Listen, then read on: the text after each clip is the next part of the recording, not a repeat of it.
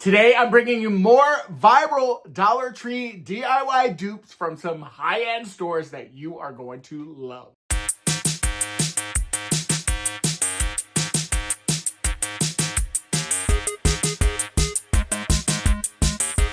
My first project, I was actually inspired by these Pottery Barn shelves. I absolutely love these.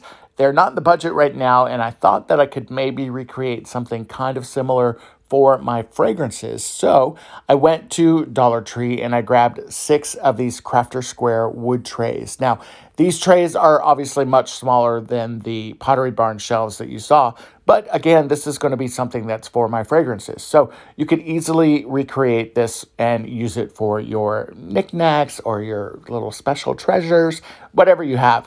So I'm going to go ahead and just take my trays, and I'm really just kind of laying them out and figuring out the best placement for these. I am going to be gluing these all together to make sure that everything is nice and solid. And in doing that, I'm actually using some Surebonder wood glue. Well, I tried. I need to reload my gun here, but I am adding my Surebonder wood glue now to these trays. That way everything is nice and solid. I don't have to worry about these falling apart.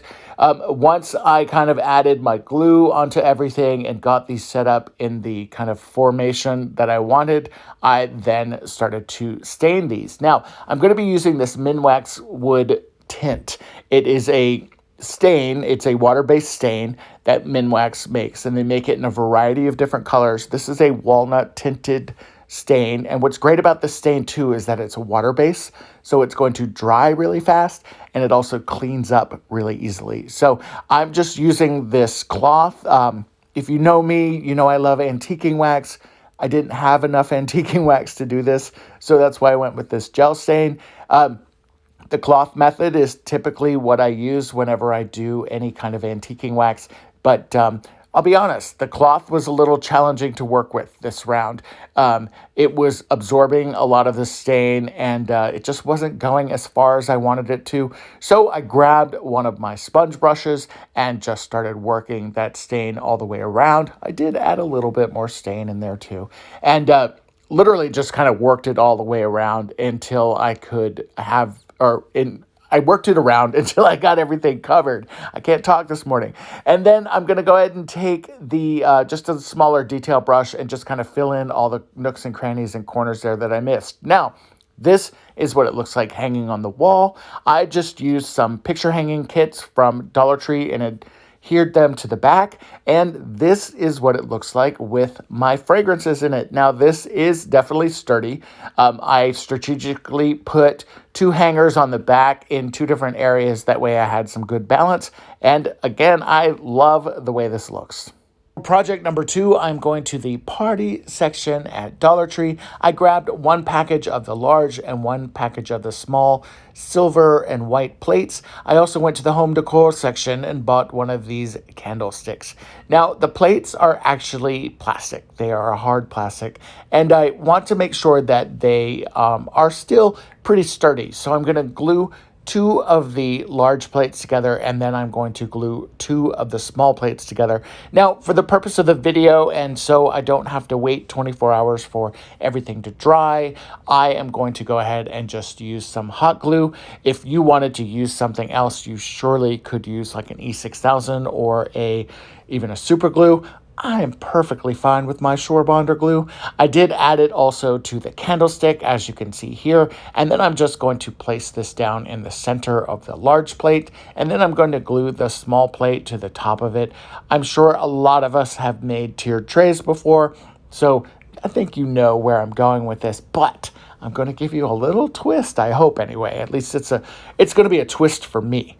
So once everything was dry, I think you will agree that it's actually really pretty the way it is, but I am going to kick it up a notch and take it outside. I'm going to be spray painting it with this terracotta spray paint. I love the effect that this gives, and I just love the idea of a terracotta tiered tray. Once everything was dried, I took it inside, and I am obsessed. I don't know, I think it almost has a cool, like, boho vibe to it. I wanted to style this as best as I could. I don't have a lot of, like, knick-knacky stuff right now, so I am just kind of using what I have on hand. But again, I'm super happy with this one. Next project, I am actually going to be doing a thrift flip for you, and I'm going to create an end table. And I was lucky enough when I went to Goodwill to find this metal table base. It reminds me of a luggage stand, and since I had this old vintage suitcase that was kind of in need of some TLC, I thought that this could be the perfect way to repurpose this suitcase. I also have some of these plumbing fixture things, I don't know what they're called, and a damp cloth that I'm going to use to wipe down my suitcase. Now, my cloth does have a little bit of all-purpose cleaner on it, and I'm not trying to get this brand new. I am just kind of knocking the dirt and the dust off of it. I love that original patina. I don't want to paint this. I am going to keep this just like it is. Now, for the base itself, I did take my suitcase and flip it upside down. You can see that the bottom of it is definitely seen some better days. And there is even some tape that's holding together some holes that are on the bottom. I don't want any critters to get in there. Now I'm going to take that plumbing hardware and just straddle where I'm going to be putting the legs. I marked it with a pencil, and then I drilled some pilot holes into the suitcase like so. I will say I didn't measure this as good as I should have, and I ended up having to go in and adjust the legs later on to make the table a little bit lower. So if you do create something like this, go ahead and measure it. I'm the king of eyeballing things sometimes, and sometimes it doesn't work, and this was a good example. So once I had those holes marked, I did just go ahead and screw everything down and made sure that everything was nice and secure. I put 2 of these metal clamps on each side of the legs, and then I did go back and add a 3rd and a 4th. So, well, no, I added a 5th and a 6th. So now I have 3 on each leg holding this onto the suitcase itself. Hopefully that made sense. I was even trying to figure out what I was saying as I was saying it. Once my table legs were secured, this is what the table looks like. I am so in love with this. This is exactly my style. This is perfect for my eclectic living room and my eclectic home in general. I have a house that's over 100 years old, and I don't know, there's just something really cool about the vibe that I've got going on in the house that just mixes the old and the new, and I really, really love this. And for my final project, I am going to be using one of these plant hangers from Dollar Tree. I also grabbed this welcome sign that I know is hard to see because of my Shore Bonder mat in the back there. And then I'm also grabbing this plastic bucket that I also picked up in the party section at Dollar Tree. I'm going to go ahead and take my wood burning tool and just kind of I guess burn a hole in the handles that you see on the champagne bucket there that I picked up at Dollar Tree. And all I'm going to do is literally just kind of apply a little bit of pressure. You can see that gun smoking. That sucker is hot. Make sure that you unplug it as soon as you are done with it. And it's a great way to do it. Now, I used that special terracotta spray paint once again on my champagne bucket. I just forgot to film it. And all I did was spray paint the outside, and then I flipped it over and spray painted the inside. Now, while that was all drying outside, I did come in and kind of start disassembling, is that the right word? My wind chime welcome flower thingy here. And all I'm going to do is literally just cut all those chains off of it. I'm going to be using the individual pieces though. Once I had everything separated, I then took my chain out of the packaging, and I'm actually going to be just using 2 of these chains. So I hope I did this on camera. Okay, I did. And first, go ahead and just kind of separate this hook at the top. That way you can pull those individual chains off. And then once you do that, you're going to take one end of your chain and the end that does not have the clips on it. And literally, we're just going to start kind of separating those. Once you have it separated, you can just feed it through the hole that is on the welcome sign where the previous chain was that was holding the flower. I just kind of used my lineman pliers here and just kind of crimped it all together. Now, you've got these little holes on the flower. You can see I already trimmed one off because we're actually not going to be hanging the flower on the chain. And I just don't want to see those random holes there.